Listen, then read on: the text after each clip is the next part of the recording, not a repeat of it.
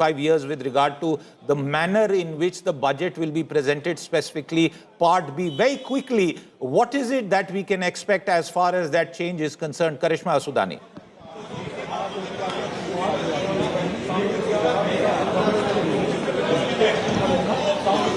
Okay, as we connect with Karishma, visuals there, Kartavya Bhavan, the new...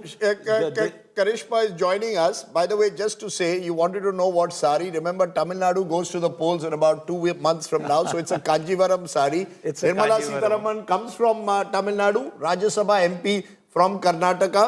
But the symbolism is there. Remember, Tamil Nadu is one of the states where the BJP has never really been able to make that major breakthrough. But they will hope that with the AIDMK, they can do that. And the symbolism is of her wearing a Kanjivaram sari. This is only since Siddharth wanted to know what specifically was the sari Nirmala Sitharaman would wear. Karishma Asudani joins us. Karishma, you want to take forward the question that Siddharth raised. What is going to be unique about the budget, particularly Part B of the budget this time? Okay. Okay. We'll wait and see if she can. Let me just introduce our other guest joining us. Rajiv Mantri joins us, author and investor. Welcome, Rajiv, to the show. Shankar Iyer joins us, veteran journalist, author, someone who's tracked the economy for what, 50 years now? You can reveal your age. Siddharth is worried about revealing his. This is my 37th budget. This is your 37th budget. That's pretty awesome. There is Dr. Sanjay Baru joins us. Dr. Baru also needs no introduction. He's authored several books. He's also been editor of several economic dailies, as well as, of course, been in the Prime Minister's office. What number budget is it of yours, Dr. Baru? 35th. 35th budget. Okay, 35th budget. Okay, 35th budget, 37th budget. Siddharth, for the record, the 27th budget, since you will persist. But, okay, good. But Dr. Baru, do tell us, when the government says that Part B will change, it will be a unique presentation. Income tax changes already made. Indirect taxes now completely out into a federal council. The only scope left is tariffs and customs, and that has to align with the broader trade realignment. What would you have to say? And you can also see the finance minister right up there with the rest of her officials. Dr. Baru. Well, I don't know what they mean by changing Part B, but you're absolutely right. This time it's going to be all about tariffs because that is where significant changes are expected. What we are not seeing in the last few years was the final statement of, what are your revenues, what is your expenditure. The combined statement was not being given in the budget speech. That was left for us to read in the other documents. Now, that used to be a standard practice in the past. So I don't know if she's going to revive that. Because at the end of the speech, we need to know what is the total the government has collected, how is it going to spend. Those numbers were out of the budget speech. Budget speech became essentially a political speech with Nirmala Sitharaman. So I don't know if she's going back to a standard budget speech, which is more about numbers than about, policy statements. Well, we just need to wait now pretty much till 11 a.m. to get those details. Two other guests who join us, Akshay Bhagwat, the Senior Vice President of Derivatives Research at JM Financial, and Manish Sonthalia, Director and CIO at MK Investment Managers. Very quickly to you first, Manish, what is it that would move the needle as far as market sentiment is concerned today with any budget announcement?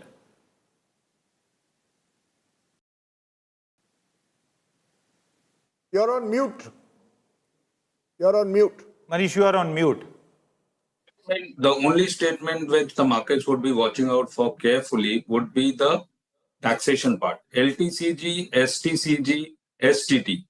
You got to lower some of these. These are the only things which are worrying the market.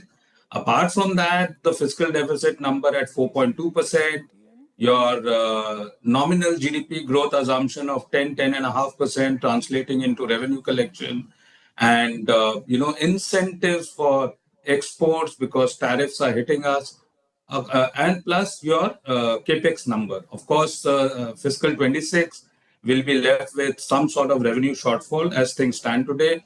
So, FY26 capex numbers are going to be whittled down in all probability, and in that backdrop, we should be looking at slightly elevated capex numbers for FY27, around 12.5 lakh crores ballpark.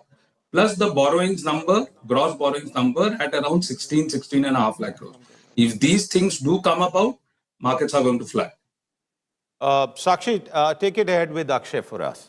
All right, Akshay, just about 3 minutes to go before the markets open for us. The indicative action is that 13 points higher on the Nifty is what we could start at 25,333. Although it's gold and silver that's crashed right at the open. 17,000 rupees down for silver, 9,000 rupees down for gold. So the over the weekend kind of a crash that we see is now getting even graver. How are you looking at the markets? What will you watch out for? What will your pre-positioning be before the before the speech happens? How will you trade the markets?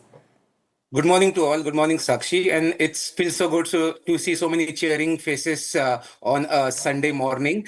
Well, for the Nifty, the data positioning continues to be weak as far as the FIs are concerned. A lot of short positions continue in the FNO segment. Technical placement is more or less neutral. I would suggest go for a level-based approach where 25,500 based spot Nifty would be an important level to watch out for.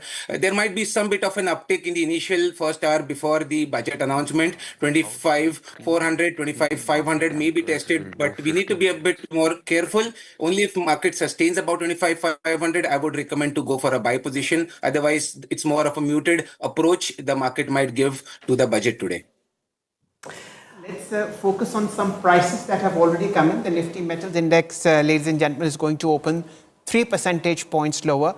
A 6% down circuit on silver, on MCX, ditto for gold, and therefore all equity derivatives linked with them, Hindustan Copper, Hindustan Zinc, Vedant, National Aluminium, all of them slipping dramatically in trade. Broadly, the first 1 hour will be quiet, and then beyond 11 a.m. when the part B starts, ladies and gentlemen, the action will pick up. So apart from, of course, the big picture, let's take a look at specific stocks that are going to be in focus. First of all, let's remind everyone, this is the first time, I think, that the budget's on a Sunday, or at least the first time in as long as I can remember. Yes, it is, say our experts who have been doing this for close to 40 years. So this is highly unusual. Markets have also opened, of course, to track all the action. Keep an eye also on pockets like defense. Keep an eye on rail. Keep an eye on anything that is PSU related, where we could see the government announce some kind of fillip or some kind of spending budgets or allocations. This is really what the market's watching out for. Any boost to manufacturing would be a huge positive. That's a bigger step that we're watching out for. Industry status for certain pockets. Of course, anything on exports and tariffs. So the hotel industry is going to be watching out. Pockets like jewelry, textiles, all of these, smaller pockets of stocks will be keeping a very, very close eye on the budget. So from a market perspective, it's not just the big picture. It's also for the broader markets and really where we could see some of that action. And key to track will be defense, will be rail. These are the pockets that have actually been moving ahead of the budget. So maybe not on the index, but in terms of a build-up, we've definitely been seeing it across some of these key pockets. All right, opening bell on your screens. Actually, what are we picking up on opening bell? 25,312. I mean, we've quickly slipped into the red, Abha, as far as the Nifty is concerned, just toggling at the flat line at this point in time. Let's also pull up the Nifty Bank there to see if there is any action on the banking space. Again, flat with a negative bias. So there is nervousness right ahead of the budget speech today, viewers. That's how are you looking at. But private banks, about 0.2% higher, giving us some hope that there could be something for the financial sector, something but PSU banks are down by 1.3%. There was a big expectation that something on the mergers consolidation front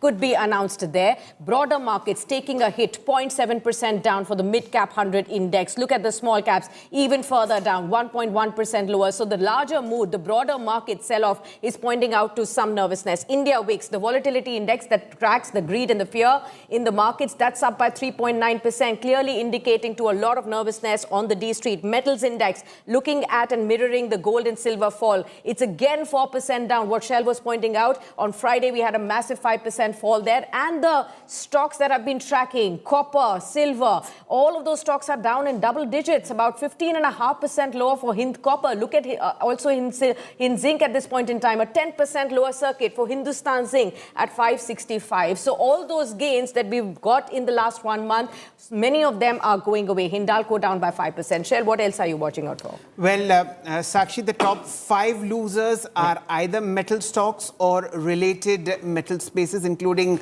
MCX, 10% lower at 22.75. This is, of course, the global sell-off that we are seeing. Let me just point out some positivity. We've hit upon 5 top losers. Let's look at the gainers as well. Well, the complete defensive market comes into 4. Look at Sun Pharma, 3.5% higher. And Siddharth, a very good beginning for the NSC partnership. IFCI, which is a major holder of NSC stock, is up 10%.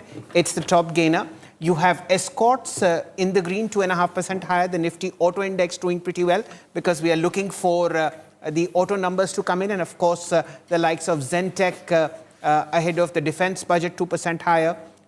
Insurance stocks are doing well. That's what at least I am looking at. So I want to come to you, Siddharth, on something because, given a slight nervousness in the markets, but largely the budget has been priced in. So unless and until there's some kind of fillip to growth, there's no real particular downside as far as, Nirmala really disappoints. I mean, if she absolutely does nothing, not even any kind of surface level consumer-led incentives or something, that's really when we'll see the markets nosedive. But otherwise, I see a limited downside. What do you think? About 3 factors to remember. Yeah. One, the Goldilocks movement that the Indian economy is going through, and our guests here would comment on that, but since we are focusing on the markets for the next few minutes, let me try and respond to that question that you made. Is there scope, necessity for tinkering around with further as far as our indirect tax architecture is concerned? Of course there is, but where will that happen? Outside of the budget.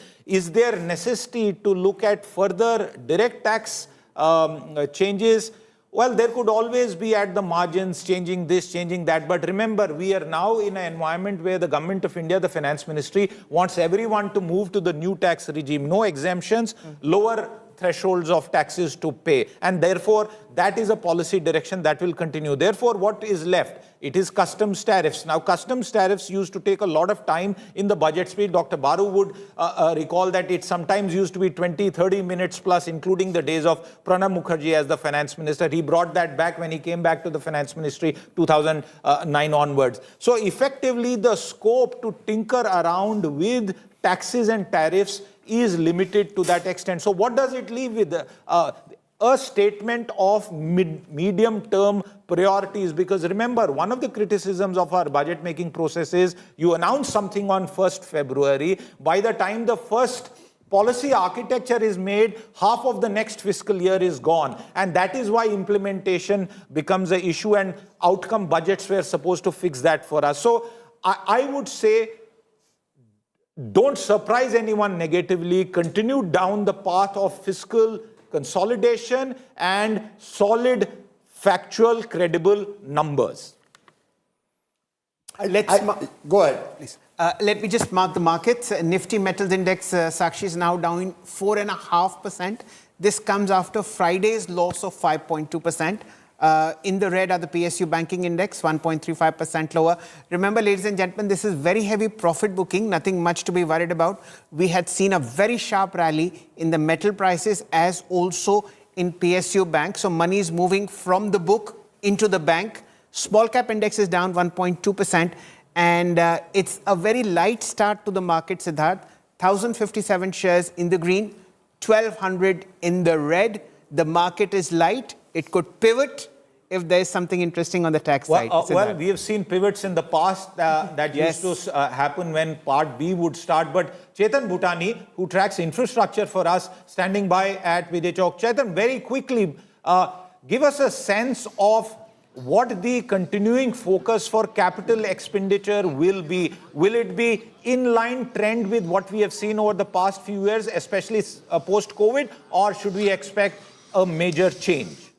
So that we would be seeing a normal minimal hike that has been continuing for the past 3 to 4 years. Nirmala Sitharaman knows that the infrastructure ministries are very capable of spending their money, and they have been spending quite regularly, and so they don't have much of the budget revenue left. So now we will expect normal 3 to 4% allocation for both roads and railways coming up. Not much highway spending would be done because the ministry is itself managing its own expenses, raising money from the markets, getting its highways listed and monetized. So these strategies have worked, and in case the ministry will not be taking too much money from the budget, but a significant 3 to 5% allocation for highways, 3 to 5% for railways, and port, shipping, waterways, telecom sector would see the minimal hike going forward. Secondly, Siddharth, what we know is, of course, the MSME sector. The government would be focusing on MSMEs and agriculture, with the government probably giving a very big announcement for the agriculture sector and in the name of the PM Kusum scheme and its subsequent continuation. Absolutely. Dr. Baru, very quickly, deregulation is something that is echoing across the world. We have had a deregulation task force. Some policy changes have already happened, and Rajdeep and I both heard Chandrababu Naidu Garu in Davos tell us that it should no longer be about ease of doing business, it should also be about speed of doing business. Is deregulation likely to be a focus, and what would its merit be if at all it were to be announced today? Well, clearly it has to be. You know, you spoke about Goldilocks moment, and this has become a popular phrase. I've never understood what exactly it means, because what we have, if you see the overall economic situation, is a fairly good record on fiscal stabilization. But demand has not been picking up. Demand continues to constrain capacity utilization, which is below 80% across the manufacturing sector. Private capital, has not been forthcoming. There's been a stagnant share of private capital formation to GDP. So what we really need is to trigger the animal spirits. I mean, Nirmala Sitharaman herself asked a year ago of Indian business, why are you guys not investing? And I think the answer lies with the government. That's absolutely right, sir. In fact, Sakshi, just come in on the defense theme, because defense is one of the themes. And this question that Dr. Baru raised, we have put it across to policymakers and to industry. And they say, listen, don't always expect investments to come in mature sectors. Look at new age sectors which are seeing investment.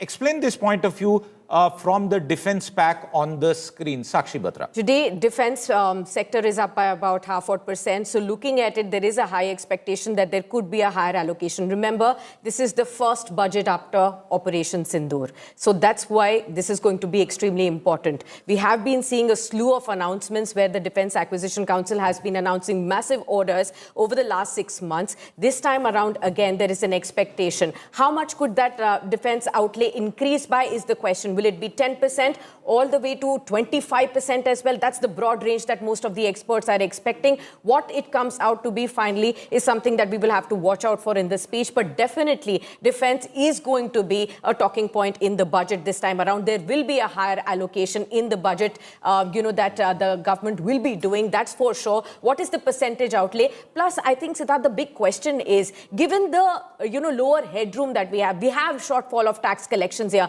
How much fiscal room is there to really elevate the defense spending is the key question. Will there be a way where the finance minister will be able to raise the non-tax revenues and be able to spend big on defense? Looking at the geopolitical scenario is something that we need to watch out for. It's a complete changed world order, and we need to see how the government will be maneuvering. Shankar, come in on this, because the point that the survey made about a disinvestment approach which says that the government will perhaps hold up to only 26% and therefore a second round of further divestitures. Now, there have been questions around individual companies. Let's not talk about that. But taking that point forward, how much of a scope do you think? You saw that macro chart in terms of percentage trend line shifting downwards as far as defense expenditure is concerned. But from your point of view, how much of scope is there for a post-Operation Sindoor moment to be captured as far as defense allocations are concerned? See, the defense allocations, for them to translate into actual acquisitions and purchases takes time. So I expect that the announcement would be a kind of medium-term perspective, just like with the NATO guys, they are saying we will reach 3% of GDP and 5% of GDP. India will probably present, Nirmala Sitharaman's budget should sort of probably give you a roadmap for the next 5 years on how they will increase or ramp up the spending in defense. Remember, you may not have a headroom this year, but you can always promise that there will be headroom in the next year and the year after that. And that should be the approach anyway for defense acquisitions, because the process is very long drawn. Right. And as far as the story, you mentioned the PSU disinvestment story. I think whoever came up with this idea of 26% sort of never looked back at it, at the government's own record. since 2004, the 30 companies have been listed through various IPOs. These 30 companies are valued at around 19 lakh crores. Out of these 30 companies, 29 companies, government owns more than 89%. So let's get to 51 first, then we can be ambitious about 26. Let's sell some stuff first, you know. I mean, this is fair point. There is so much This is a dead scope. duck, actually. Abha, you wanted to take it forward with our market guests. Viewers, we'll stay on the markets for another few minutes and then go back to broader policy making. Abha. Absolutely. I think, just before I do that, Siddharth, I know he asked everyone else, but I want to ask Rajdeep how many years he's been actually observing the budget. Yes. I can tell you a little story. In 1994, I was at NDTV when we were commissioned to do the post-budget reactions. So I recall standing, and this was Manmohan Singh, I recall standing in front of the BSE in Mumbai on Dalal Street, and the connection kept going off because the technology wasn't good enough. So we were doing it for Doordarshan, cracking large OB van, I think had been placed just outside BSE. I remember those. Yeah. So that's my first memory. And it is a day since then that I dread, because as an economics graduate, it forces me to almost go back and start reading about things that I thought I had forgotten over the last 30, 35 years. Yeah, but it's been a long time. And I think that was, Manmohan Singh brought, that entire early 90s brought excitement to the budget. You can, whichever way you look at it, after 1991, a certain excitement came in, and it's never really gone. With the Chidambaram budgets in a United Front government, then you had Yashwant Sinha, Jaswant Singh. Every budget had something that became a major talking point. And I think that's been the big change that's taken place. Rajiv is probably the youngest here out of us all in terms of tracking budget. But as an investor, I can very quickly ask you, is there that excitement that exists today about a union budget? Or is there a sense, as Siddharth pointed out, they just want the markets just want the finance minister not to do anything that will harm the budget or harm the idea of the economy. No retrospective tax kind of bombshell suddenly being brought in. That's all that people really want. Yeah. No, I think once you achieve the major tax reforms, the budget becomes a more mundane procedure and process, as it should. Obviously, the earlier era had a number of major policy changes that required to be implemented, and the budget became a platform to announce those.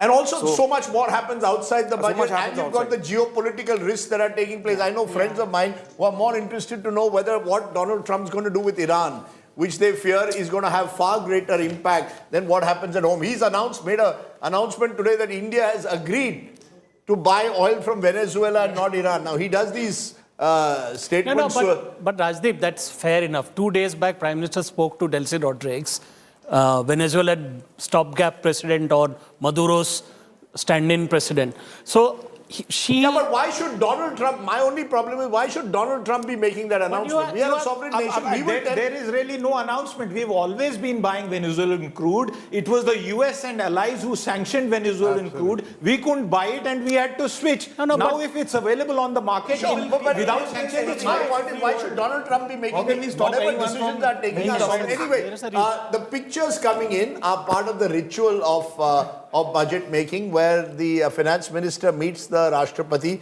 presents a copy of the budget to her. E-copy. In copy, and then sort of moves on her way to Parliament. So this is all part of the act of budget making. Next to Mr. Murmu is the MOS Finance. Yes. And he's also now the UP BJP president. So Mr. Chaudhary wears various hats. So Draupadi Murmu and Nirmala Sitharaman, and probably, of course, you've got a woman president and a woman finance minister. That doesn't happen too often. Today I was recalling when they spoke of Nirmala Sitharaman's 9th consecutive budget. Nirmala Sitharaman first came on a TV studio on a show I did in 2008.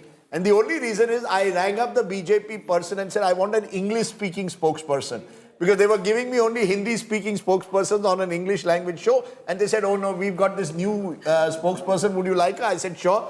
To the credit of Nirmala Sitharaman, she came perfectly prepared, focused, came to the studio. Didn't even say that I want to do it from some external Zoom link. There was no Zoom also in those days. Came and, it's quite a meteoric rise when you think of it. She's been Minister of Defense and she's been Minister of Finance. And Commerce. Let's not forget. So and Commerce. In 17 in years, 2014, yes. since I first met her, Nirmala Sitharaman यहाँ से वहाँ गई है, हम यहीं के यहीं रहे. That's the only difference. But I think Before we slip into a break, a quick look at the markets. Wrap it up for us, Sakshi, on what the markets are looking like right now. Absolutely. So the markets are nervous. I mean, we are at 932 at this point in time. And what we are going to be probably asking the question is, after we've signed mother of all deals, is it going to be mother of all budgets that Finance Minister is going to present today? And that is something that the markets will be watching out for. Remember, the markets are down 4% down on the Nifty ahead of the budget all of January. And the Nifty is now only looking at any good news by way of taxation that can probably lift the sentiments on ground for investors at large. At this point in time, a nervous getting into, the budget speech at this point in time. Okay. Fingers crossed for all the sectors. All right. At this point, let's thank our colleagues from Business Today, Shailendra Bhatnagar, Abha Bakaya, and Sakshi Batra. And viewers, this is also a beginning for us for the Business Today show, the markets show opening and closing here on India Today, brought to you by the National Stock Exchange. As we continue our coverage, I want to toss this one to you, Rajdeep. In terms of that term that you have dealt with, dream budgets, the scope for dream budgets again changing because the Indian economy has been opened up, license Raj has been dismantled to a very, very significant extent. Yet budget making continues to fascinate everyone, including us who do it for a living. What do you think is your most seminal memory of the budget days? Look, I'm not going to go into the past. You'll make me feel even older. But I'll only say that these words used, big bang budget, dream budget, I think we should refrain from making, these catchwords. They make great headlines. You remember Chidambaram's budget in 97 was sort of billed as the dream budget. Then we've had budgets being built as big bang budgets. I think budget making should be prosaic. What should be there is a vision. I have absolutely no problem that budget making increasingly should be about the vision and the direction in which you're taking the government. The word you used is the buzzword at the moment, deregulation. Everyone you talk about says this budget will be about deregulation. Now, what does that mean? I know Shankar has been writing about it for years. And just one more point. Yeah. For years, we have not focused on state budgets. As the economic survey also pointed out, you've got 19 states now with high revenue deficits. How much do we actually look at state budgets? State budgets actually at the end of the day affect far more. No, Rajdeep, and that is why one of the other things, and that happens every 5 years, will be very significant this time, which is the report of the 16th Finance Commission headed by Arvind Panagaria.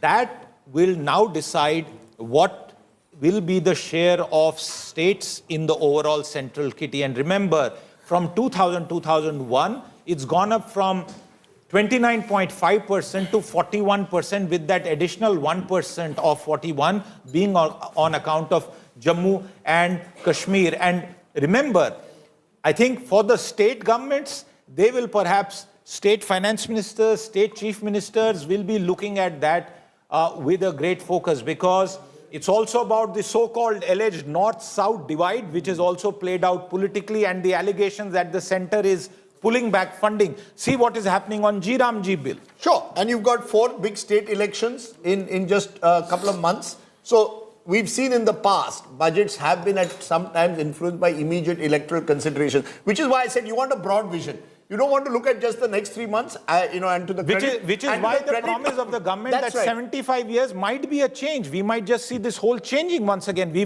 will be left with no arguments to make on a show. So in a strange way, rather than look at the next 3 months, look at the next 20 years. The government talks of Viksit Bharat 2047. But Shankar Iyer, because you've been writing about it so often in terms of deregulation, this whole buzzword, it's become almost like a buzzword that this budget will see deregulation. We've seen many false alarms there with governments in the past. There have been pushbacks. Do you believe now the government has the strength, both politically and in terms of certain global headwinds to take the kind of tough decisions, some of which have been taken in the last 12 months by the Modi government, the so-called Reform Express. Do you believe that that is going to be a critical aspect of what we will see today? Nothing like a crisis to clarify the mind. That's right. So all of the reforms that have happened in India are mostly driven by some form of crisis or not, and that sort of gives me a shot at plugging my book, Accidental India. But more importantly, if you look at the last 10 years itself, labor reforms, the labor code was first drawn out in 2015-16, was reformalized in 2019, was sent to the state governments in 2020, and has been officially sort of unveiled in 2026. This is a government which has had a full majority. This is a government or a political alliance which is ruling in 15 states, and yet they couldn't push. Now let's go back to ease of doing business. For 10 years, we've been hearing ease of doing business. This year, earlier, I think in August or September, Parliament, there was a question, how many clearances you require for a power project? 116. And for the other sectors, it's even worse. 10 years back, when Amitabh Kant used to be the new poster boy in DPIT and sort of talk about ease of doing business, I asked him whether they have ever done a flowchart of the clearances, the permissions. 115 clearances, which means that the file moves from the municipal center to the state capital to the national capital like a mileage gatherer. And all of this is completely raised. Let's see whether the Somnathan committee actually produces something. Because it's easy to say mother of all deals when we still don't know what is the impact of the UK deal. No, but let's look at this. The fact is, yes, over the years, there have been various, this debate has gone on about the number of regulatory compliances you need. To be fair to this government, they've made the effort. You cannot fault the Narendra Modi government on effort. Whether it's translated on the ground into, I meet MSMEs who still say that they get haunted both by GST tax inspectors, there's tax inspector Raj of GSTs, and they still have an unusual number of compliances to fill in. So it comes down to it, Rajiv, one thing is intent. The Modi government has shown intent on some of these issues, particularly over the last 12 months. Intent translating into action on the ground. Is that to be done in Delhi or is that to be done in the states? Is a question that's often asked. I can't sort of resist the temptation. Yes. This government intent is always executed. Whether policy is executed or not is a separate question. The Prime Minister says... Give me an example. So they have said for years that they will fix the power sector. This is the second bailout that is being planned next month in the new electricity bill in the last 10 years. Last time the Udaya or scheme was there. This time will be some new name. But the power sector loses something like 80,000 crores every year, and they haven't fixed it.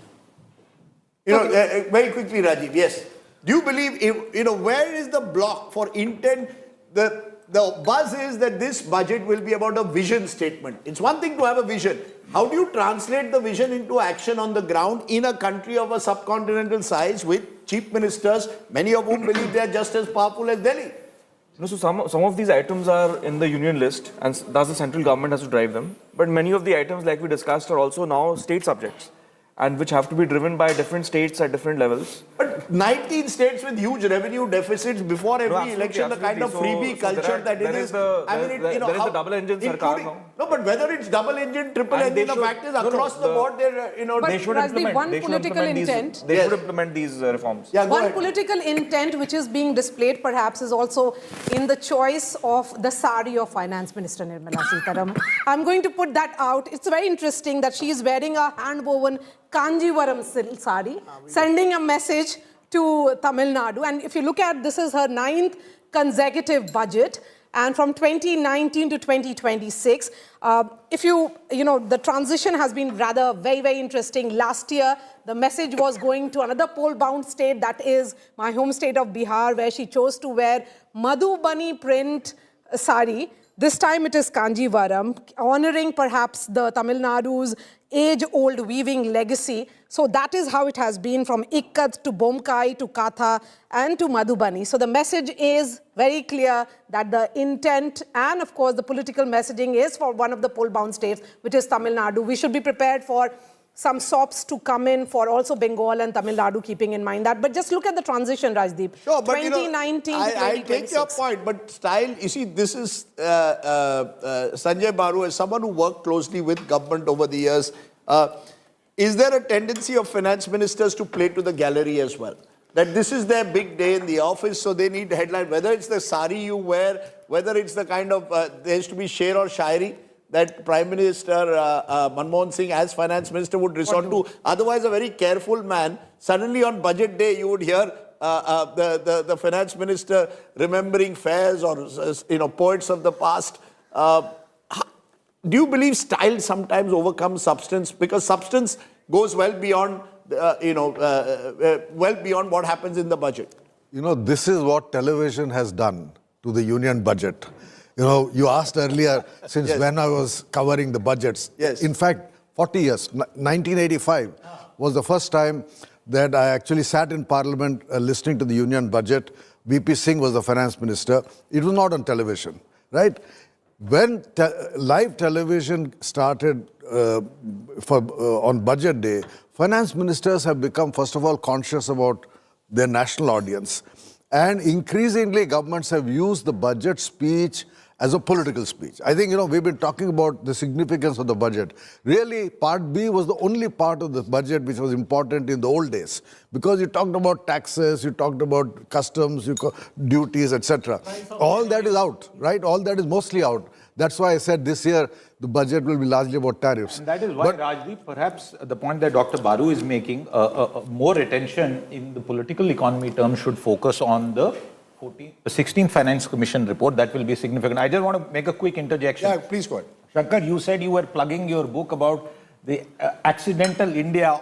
To my left here, Dr. Baru wrote about accidental Prime Minister. So, Rajdeep, Maria, imagine the coincidence of having two authors. Accidentally. And both of them are not accidental authors. But yeah, Maria. So we are looking at those visuals now coming in where the photo opportunity at the Rashtrapati Bhavan is over. Now Finance Minister is heading to Parliament. That's where the meeting with the Cabinet will happen, and the Cabinet will be approving the budget, and then the Finance Minister heads to the Lok Sabha for a joint session where it will be about tabling of the budget. Piyush Mishra is joining us from the Rashtrapati Bhavan, from outside Rashtrapati Bhavan. Piyush, so Finance Minister is now on her way to the Parliament. Well, yes, absolutely. Well, absolutely, Maria. Finance Minister has just left from the Rashtrapati Bhavan. Right behind me, you can also see the convoy. This is the convoy of Finance Minister Nirmala Sitharaman, which is now heading towards the Parliament. She is now coming out from the President House. This is a Raisina Hill, and now she is going towards the Parliament House, where the Cabinet meeting will happen. And in that Cabinet meeting, the budget is going to be passed. And after the budget is passed, it is going to be tabled at 11 a.m. Before that, Finance Minister has just met with the President of India, where she has sought a permission to table the budget. And after seeking permission, now these are the live visuals which we are getting from Raisina Hill President House, where Nirmala Sitharaman has just come out along with her colleagues, and she is now going towards the Parliament. My video journalist Ankit Singh can zoom and show you the visuals of her vehicle entering inside the Parliament. These are the live visuals of the new Parliament building, where Nirmala Sitharaman has just entered. You can see as to how her vehicle has gone inside the Parliament House. Any minute from now, we will also see, Maria, the Cabinet meeting to take place, and the Cabinet is going to pass the budget, and then I'm just going to stop you, Piyush. Budget will be tabled. A lot of discussions, I'll stop Piyush at a moment because, yes, Maria, one of the points that was made is we're going to look at specific areas, and our budget dashboard will provide us that, of the critical areas, the challenges that lie ahead of Nirmala Sitharaman. Now, one of the areas, of course, is infrastructure.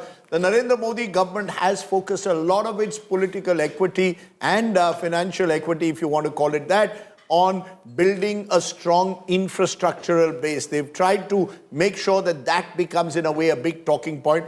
One critical area that Shankar mentioned, though, is power. Just give us a sense of investments that have been made in roads, in power over the last few years, and whether this government has any more fiscal headroom to continue with that kind of infrastructure.